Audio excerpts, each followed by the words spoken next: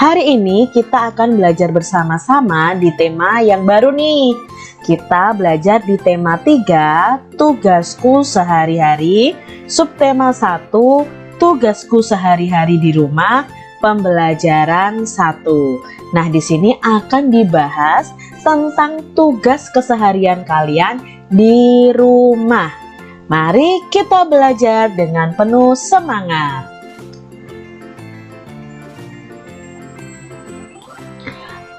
Anak-anak, apakah kalian tahu alamat rumah kalian? Ini tanya Bu Guru nih. Apakah kalian tahu alamat rumah kalian? Tentunya kalian tahu ya adik-adik ya. Mengapa sih kita perlu mengetahui alamat rumah kita? Nah, supaya kita jika ditanya oleh orang, kita bisa menjawab di mana alamat rumah kita. Dan kita mengetahui arah atau jalan menuju rumah kita. Coba amati letak rumah Siti di bawah ini. Kita akan mengamati denah letak dari rumah Siti. Rumah Siti itu berada di Jalan Ki Hajar Dewantara. Di depan rumah Siti ada musola. Di samping kanannya ada rumah Adi dan di samping kirinya ada rumah Ayu. Siti tinggal di Jalan Ki Hajar Dewantara nomor 25. Di sebelah kanan rumah Siti ada rumah Adi. Di sebelah kiri rumah Siti ada rumah Ayu. Di depan rumah Siti ada musola. Rumah Siti terletak tidak jauh dari sekolah. Siti berangkat ke sekolah diantar oleh ayahnya. Kadang Siti pergi ke sekolah naik angkutan umum. Ongkos angkutan dari rumah ke sekolah adalah Rp1.000. Nah, ini kita mengetahui letak rumah Siti. Jawablah pertanyaan berikut adik-adik berdasarkan bacaan tadi. Siapakah yang tinggal di sebelah kanan rumah Siti? Ayo, siapa yang tinggal di sebelah kanan rumah Siti tadi?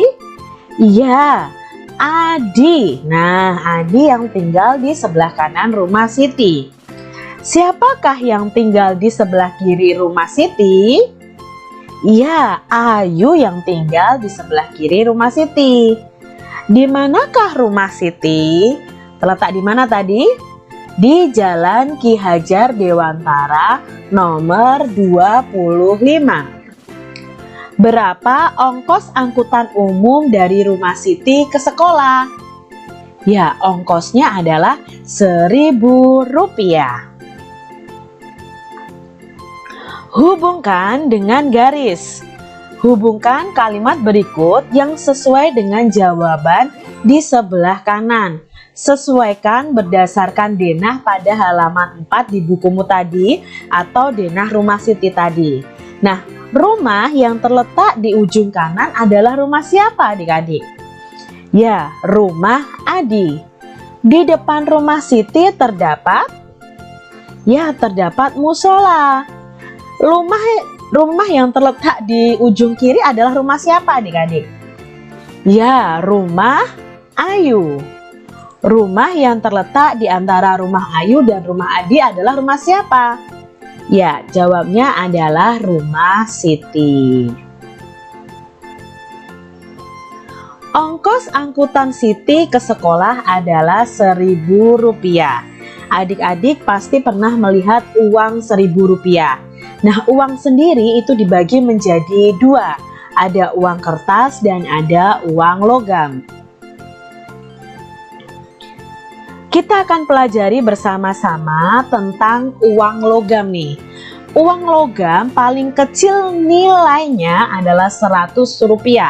Sedangkan yang paling besar nilainya adalah Rp1.000. Jadi untuk uang logam ini adik-adik harus ketahui bahwa yang paling kecil yang saat ini masih beredar adalah Rp100 dan yang paling besar adalah Rp1.000. Amati gambar berikut. Nah, ini adalah gambar uang logam Rp100. Jika adik-adik menuliskan uang Rp100, cara menuliskannya seperti ini adik-adik. Rp 100,00 dibaca Rp100.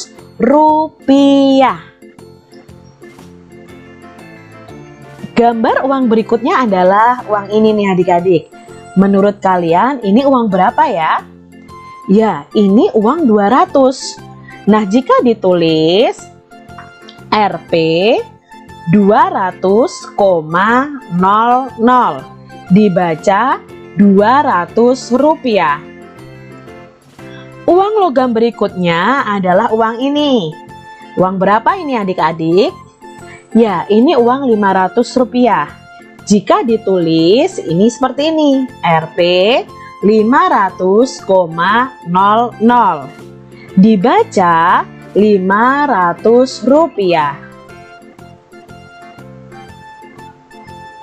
Uang terbesar dari uang logam adalah 1.000.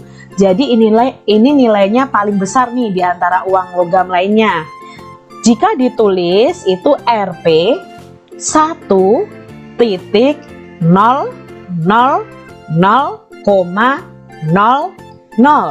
dibacanya Rp1.000. Nah, itu tadi kita sudah mengenal macam-macam nilai uang logam. Membandingkan pecahan uang. Nah, kita akan belajar membandingkan pecahan uang logam. Di sini ada dua pecahan uang logam yang Kak Citra punya. Yang pertama adalah 1.000, yang kedua adalah 500. Nah, kita tulis dulu adik-adik. Yang ini 1.000, yang ini 500. Sekarang kita bandingkan. Membandingkan itu bisa diberi kata lebih dari, atau lebih banyak, kurang dari, atau lebih sedikit. Nah, 1.000 itu lebih banyak dari 500 atau lebih sedikit dari 500? Ya, lebih banyak atau lebih besar dari 500. Maka bisa kita simpulkan, Rp1.000 nilainya lebih besar dari Rp500. Contoh berikutnya, ada uang Rp200 dan uang Rp500. Jika dibandingkan, uang Rp200 itu lebih besar atau lebih kecil dari 500? Ya, lebih kecil. Maka kita bisa simpulkan bahwa Rp200 itu lebih kecil dari Rp500. Berikutnya ada uang logam 100 dan uang logam 1.000. Jika dibandingkan, Rp100 apakah lebih besar atau lebih kecil dari Rp1.000? Ya, tentu nilainya uang 100 itu lebih kecil daripada uang Rp1.000. Jadi kesimpulannya, Rp100 lebih kecil dari Rp1.000. Bagaimana cara mengurutkan pecahan uang? Tadi kita sudah belajar membandingkan pecahan uang. Nah, sekarang kita mau mengurutkan pecahan uang dari nilainya. Mengurutkan pecahan uang.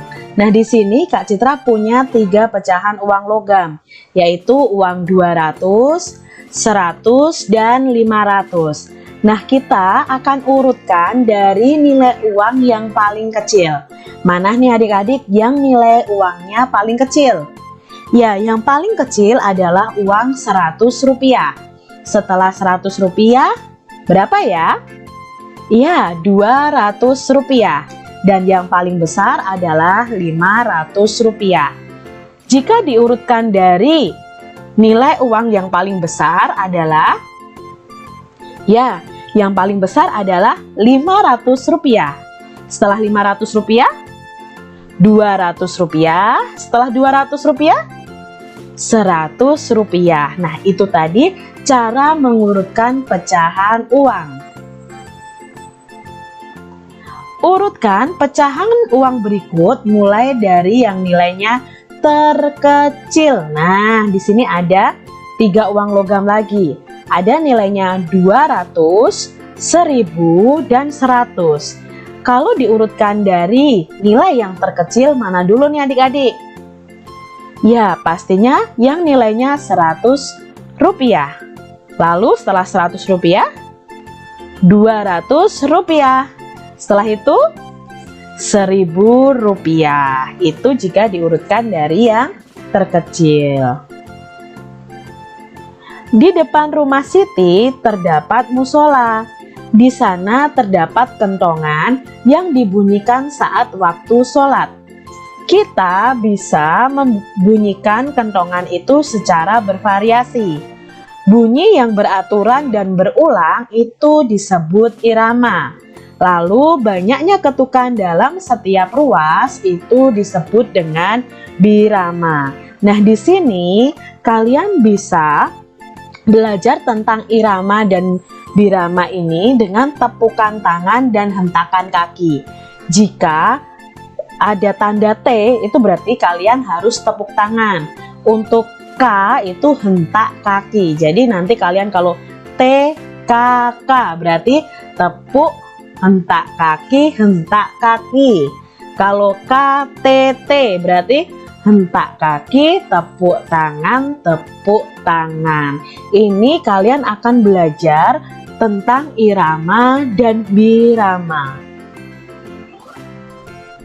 Lakukan kegiatan seperti gambar di bawah ini untuk mendapatkan irama. Nah, kalian akan belajar tentang irama nih.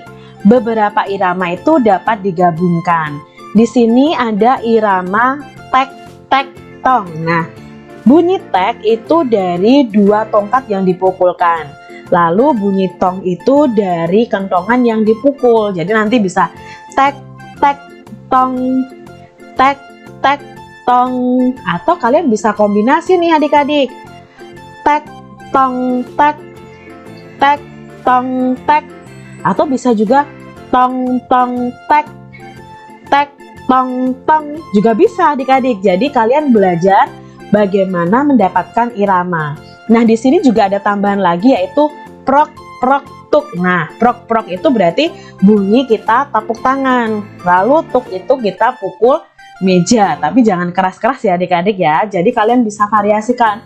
Prok, prok, tuk. Prok, tuk, prok. Tuk, tuk, prok. Juga bisa adik-adik. Jadi kalian kombinasikan sendiri atau kalian gabungkan beberapa irama.